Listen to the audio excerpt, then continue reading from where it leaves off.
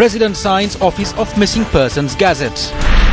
Sarana Gunawardana guilty of not disclosing assets.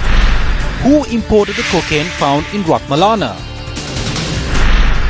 New online payment platform for Sri Lanka Customs.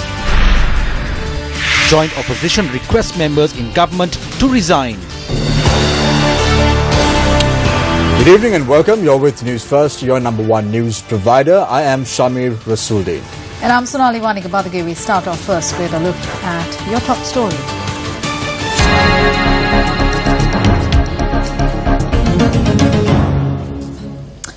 President Maithripala Sirisena placed his signature on the Office of Missing Persons Act today. Tweeting the announcement, the President said, "This marks another step forward in Sri Lanka's path to sustained peace." The head of state also declared open the renovated Galgamur Base Hospital today.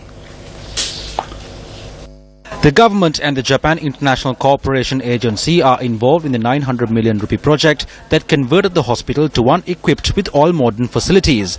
Development work on the hospital began in 2013 when the president was serving as the Minister of Health under the previous regime. We are faced with a disaster situation. People who oppose the government speak on the increasing prices of goods due to the drought. They have turned this into a political issue. The country experienced droughts and flooding when they were in government as well. This is not something that is limited to our term. Therefore, we need to overcome all obstacles for the sake of the future of the country and work together as a nation. The president registered the first patient to be admitted to the hospital and also distributed gifts to the children being treated at the children's ward. 7 people have been arrested in connection with the large haul of cocaine discovered in Ratmalana yesterday. The cocaine, valued at around 320 million rupees, was inside a freight container carrying sugar at the Satasa warehouse in the Ratmalana Economic Centre.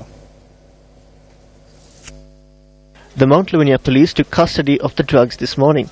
The freight container with sugar imported from Brazil was inspected last evening, where 218 kilograms and 600 grams of cocaine was discovered inside 10 travelling bags. The bags had been concealed among the packets of sugar.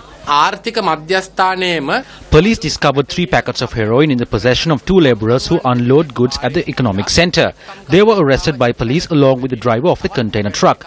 In addition, another 4 suspects were arrested. Police also took into custody 198 packets of cocaine.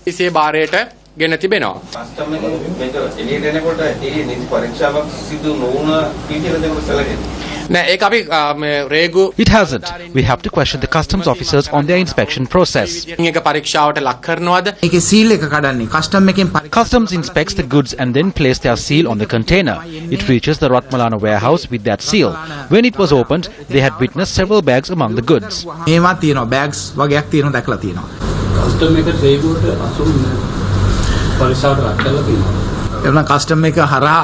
If it came through customs, it has not been detected during the inspection. We cannot point at anyone until the police investigations are over.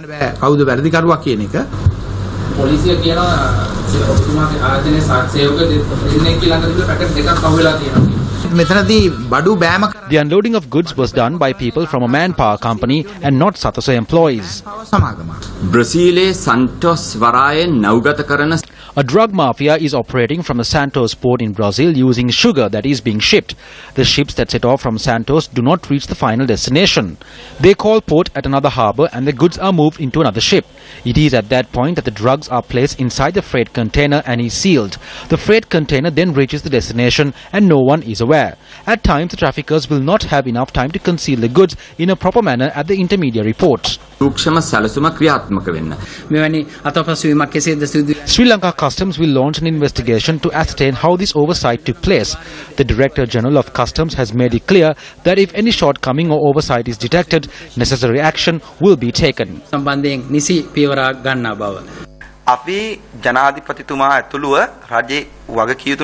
We prepared a report on drugs and how drugs reach the country. It was given to the President and responsible personnel from the government. In the recent times, drugs reach Mannar and Bangladesh via boats.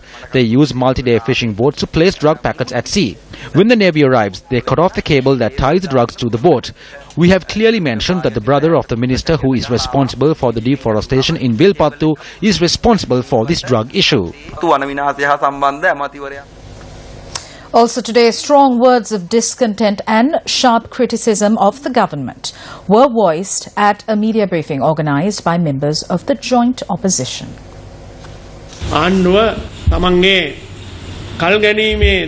We reiterate that the government is resorting to undemocratic methods to deny the public of their right to elect their representatives.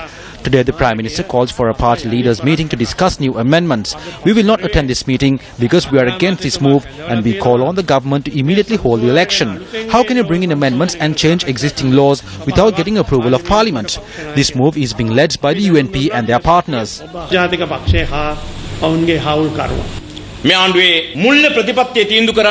This government's financial policies are being prepared by Arjun Mahendran.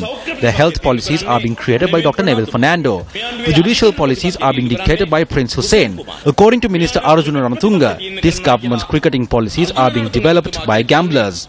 The defence policies are being dictated by the LTTE diaspora. The government's national policies are being prepared by Ranil Wickremesinghe. This is no longer a secret. We cordially invite our colleagues in the government to defect. There is no point in staying with the UNP government till the 30th of December. Members of the Sri Lanka Freedom Party reacted to claims made by the joint opposition during a media briefing held today. We will have the ability to hold the elections in the near future. We hope to create some changes together with all political parties to the Act. There are issues regarding delimitation. There are also some technical changes that took place.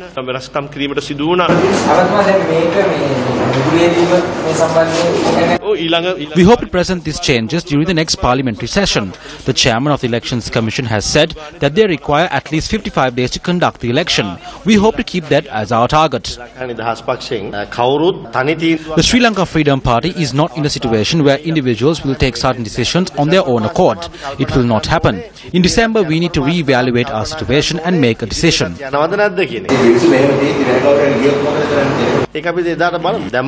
We will take care of it then. We cannot say what we might do. Our aim is to contest the election under the symbol of the hand.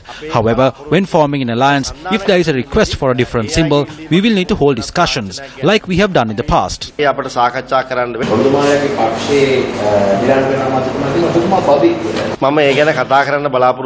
I don't wish to talk about it because the SLFP is a disciplined party. We will take actions regarding the party's discipline. As the party secretary, I will not comment on an act where this discipline was violated.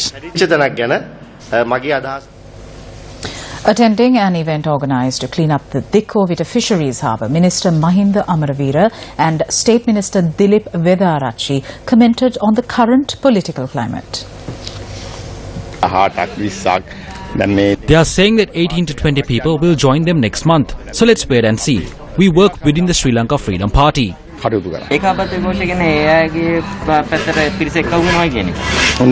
They can make statements. No one has joined yet. I don't think any member of the SLFP will join another party and work to defeat the SLFP.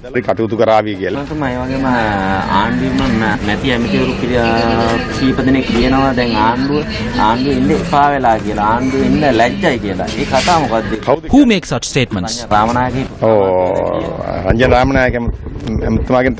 You will have to ask that question from him. If he has an issue, then he should first discuss it within the party. It does not bother us. There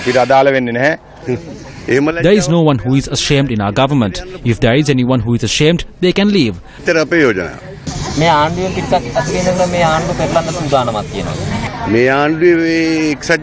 A UNP group will not try to topple this government. I do not know if there is a group in the SLFP that wants to do this. Even if they wanted to, they don't have the ability.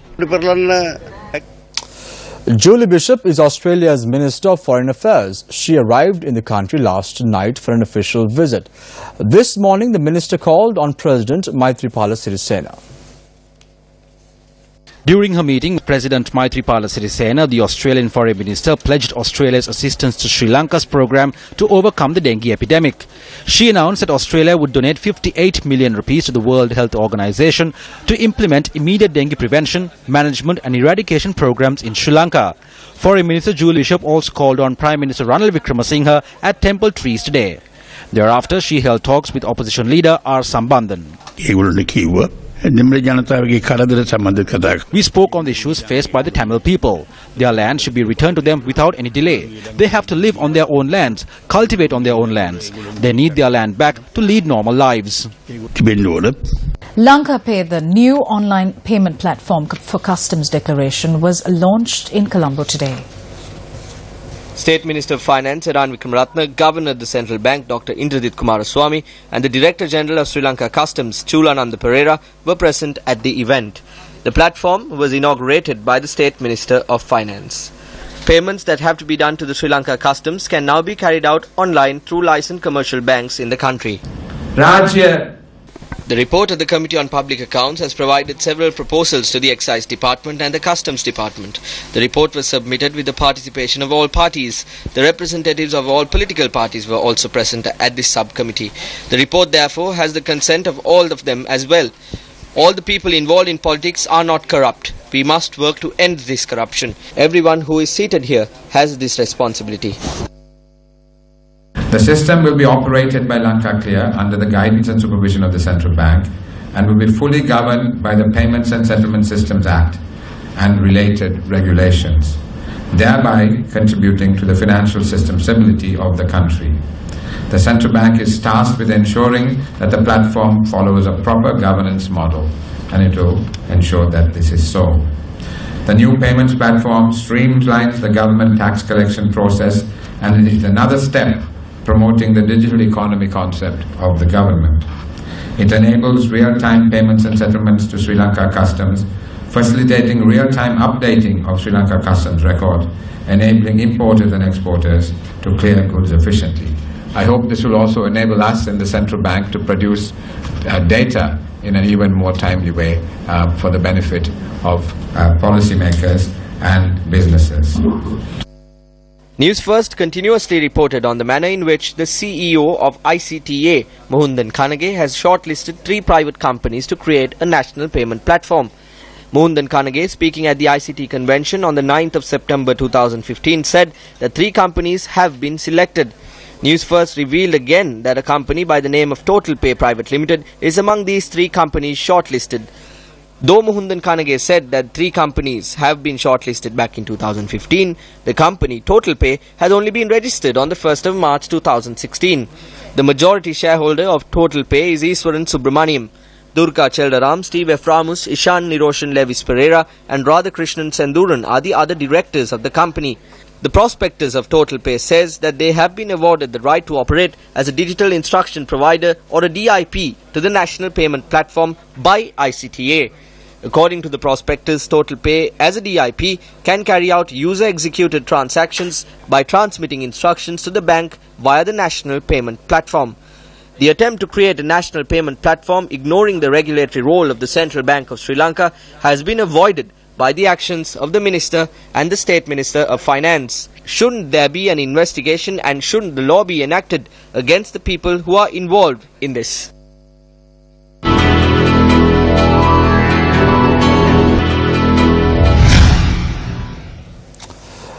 The Attorney General's Department is undertaking extensive investigations into the issues surrounding the Central Bank Treasury bonds. Newsfirst Zulfiq Farzan reports on the Bondgate. The witness, Wakwala Gamage Prabhat, the Additional Superintendent of Public Debt, testified before the Commission today. Deputy Solicitor General Milinda Gunatilaka requested permission from the Commission to summon the witness again on another day, as deal tickets of other parties that were involved in the patterning trading are yet to be received. The Commission instructed the attorney for Perpetual Treasuries Limited that he will have to cross-examine the witness on that day. The Attorney General's Department was instructed to formulate a transaction table for the convenience of the Commission. It was noted that Perpetual Treasuries Limited will have to be prepared to provide evidence starting the first week of August and Arjuna Mahendran immediately after that. Sittings of the Presidential Commission of Inquiry were adjourned to Monday. Now, when questions were asked as to who will be the witness on Monday, the Commission said that they were unable to verify who the witness would be because the Attorney General's Department's investigations are still ongoing and they're investigating the matter deeply. From the Presidential Commission of Inquiry, I'm Zulfiq Farzan for News First. Now, the premises where the Anti-Corruption Secretariat functioned and closed down was reopened today as the Public Relations Division for the Prime Minister's office. The office of the Anti-Corruption Secretariat, which was declared open on the 19th of February 2015 by the Prime Minister's Secretary, was closed down following a cabinet decision. The Public Relations Division of the Prime Minister's office was opened in the presence of its Deputy Chief of Staff, Rosie Senanayaka. The Anti-Corruption Secretariat functioned at this premises. Has it been moved to a new location, or is it functioning separately?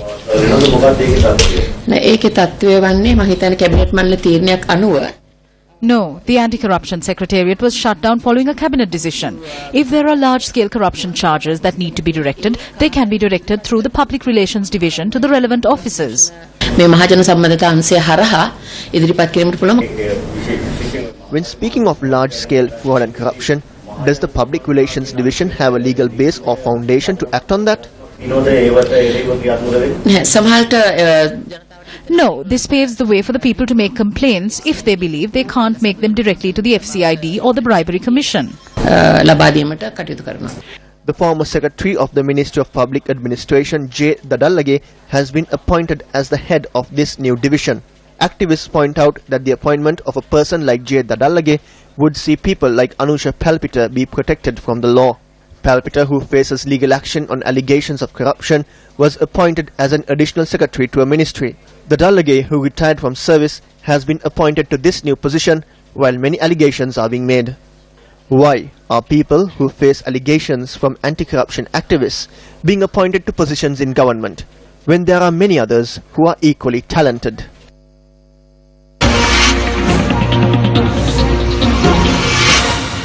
The Department of Public Enterprises has published a document called the General Guidelines for Good Governance. However, in contravention to these guidelines, P. Harrison, the Minister of Rural Economy, has treated the National Livestock Development Board, or NLDB, which comes under his purview, as his personal fuel supplier. Action TV made this first revelation in this regard on the 14th of May. According to the guidelines, public enterprises are not permitted to incur expenditure or deploy its resources, including human resources, under any circumstance on behalf of the line ministry or any other government institution. However, the subject minister has used the NLDB to obtain fuel for several non-official vehicles used by the minister. Action TV revealed that this action began in February 2016. The board of directors of the NLDB consists of 6 persons. On the 31st of January 2017, 3 of these directors met at the Ridigama farm in Ambalantota and decided to allocate a monthly sum of 175,000 rupees for expenditure incurred by the minister on fuel. By that point, the NLDB had already spent over 1 million rupees for fuel consumed by the minister. Following the initial Action TV revelation, the minister took steps to hand over the vehicles that he had been using illegally. However, he managed to make payments of over 1.3 million rupees for the fuel that he obtained illegally nearly 2 months after handing over the vehicles. When considering this cash receipt of the NLDB, there are concerns that the money used to settle the dues to the NLDB are also public funds. The receipt bears the name of the Office of the Ministry of Rural Economy. If the payment was made by the ministry itself, then it should have been paid by the secretary to the ministry, and the receipt should reflect this.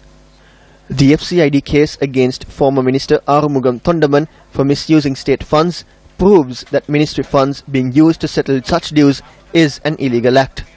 During the tenure of Arumugam Thondaman, he obtained fuel from the NLDB to the tune of 4.5 million rupees. He had repaid 3.6 million rupees to the NLDB using ministry funds. At a time when a decision has been reached to file criminal charges against these actions, how is it that action is not being taken against the present minister for committing a similar act? Secretary to the Prime Minister, this is over to you.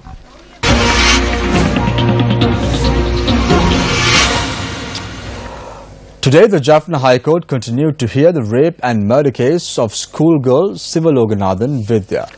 Once again, the 9th suspect was central to the witness's testimony. Giving evidence before court today, the 42nd witness in the case, ASP Piagama Sisiratisera of the Criminal Investigations Department, said the CID director informed him that the 9th suspect Sasikumar, alias Swiss Kumar, had escaped.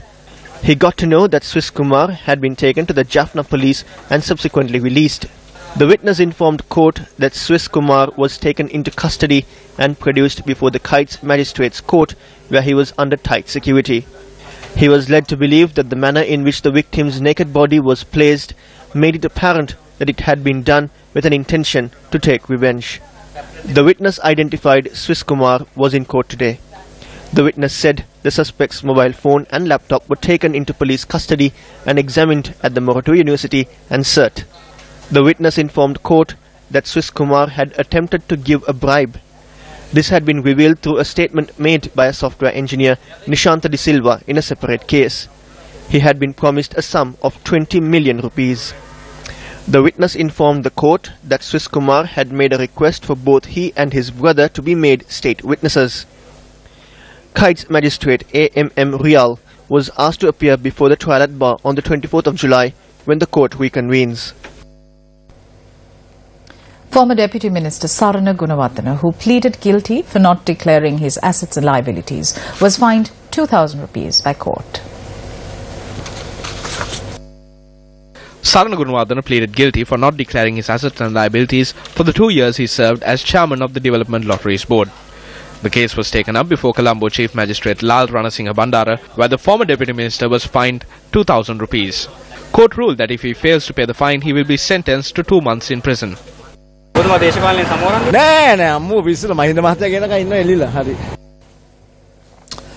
Addressing an event to mark the 150th anniversary of Ceylon tea in Colombo this morning, Minister of Plantation Industries Navin Dissanayake expressed his concerns over the current state of the tea industry in Sri Lanka. As I stand with you today, and when I look to the future, I'm also encouraged, but I'm also a bit frightened, because what will the future hold for us? There are certain challenges that we surely must overcome, and that is that the business of tea must be done as a business. Therefore, the future governments, whichever governments come to power, should move away from the tea industry and further deregulate the industry so that the business of tea will be done by business. This should surely be the business model and the vision of any government in the future. Just like the chairman mentioned, we are overburdened by government regulations, which are too much. Minister Navin Dissanayake was speaking at the launch of a book titled Ceylon Tea, The Trade That Made a Nation, and a grand charity auction, which were held in line with a series of events to mark 150 years of Ceylon tea in Sri Lanka.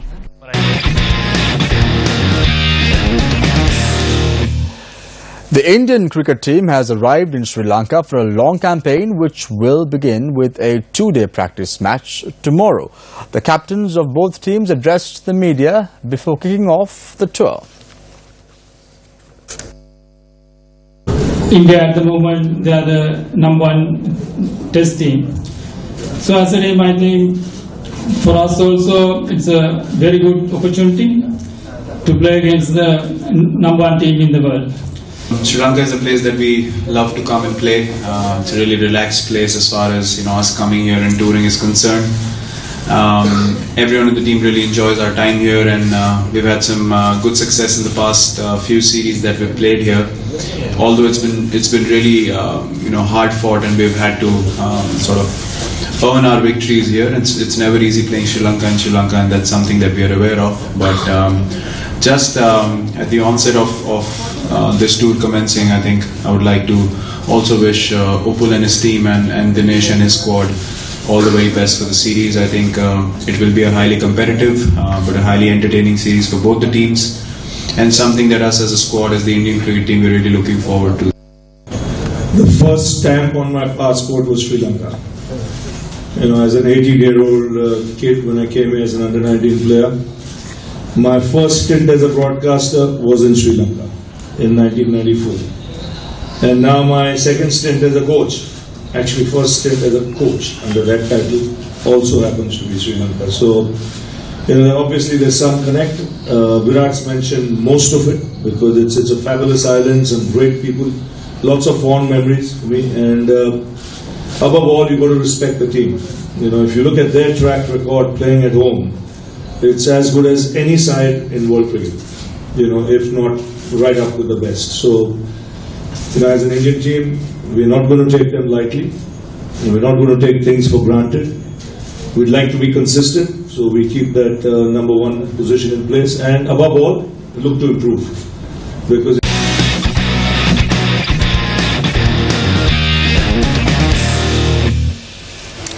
well, that's a wrap from all of us here at News First. I'm Sonali Manikabadage. And I am Shamir Rasuldin. Join us again tomorrow, same time, same place. Till then, take care and good night.